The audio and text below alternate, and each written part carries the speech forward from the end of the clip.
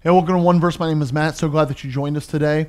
This week we are diving in for Monday through Thursday. We are looking at these verses that all kind of happen bam, bam, bam, right in order in Colossians chapter 3. And so our one verse today is the second verse in that series. Yesterday we talked about God's will for our life and what path we should take and letting the peace of God kind of rule and guide our lives.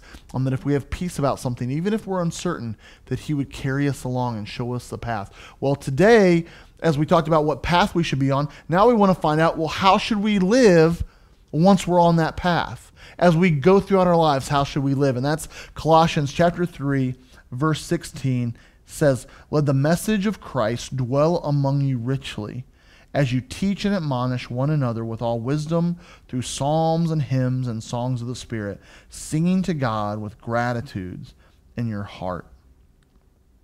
Let the message of Christ dwell among you richly.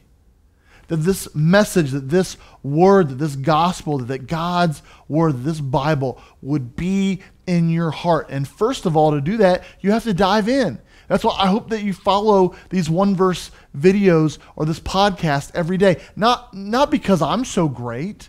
And if you don't connect with these, fine.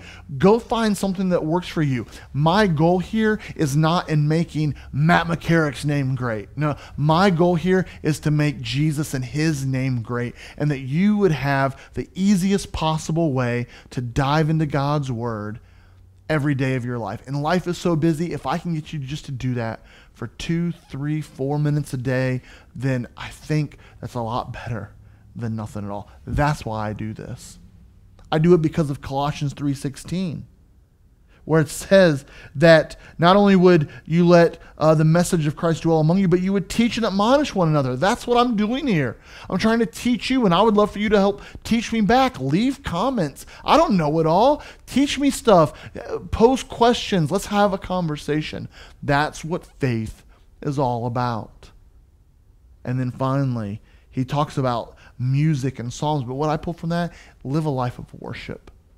That we would live a life of worship. So as we figure out God's will for our life and as we navigate this Christian life and this path, how should we live? Well, we should dive into this word. Let his message dwell in our hearts. We should teach and train one another. We should also be able to receive teaching and training from someone, and that we would live a life of worship, that we would reflect it back to God and give our lives back to him. That is how to live a positive and engaging and powerful Christian life. That's how to have deep faith. Have a great day.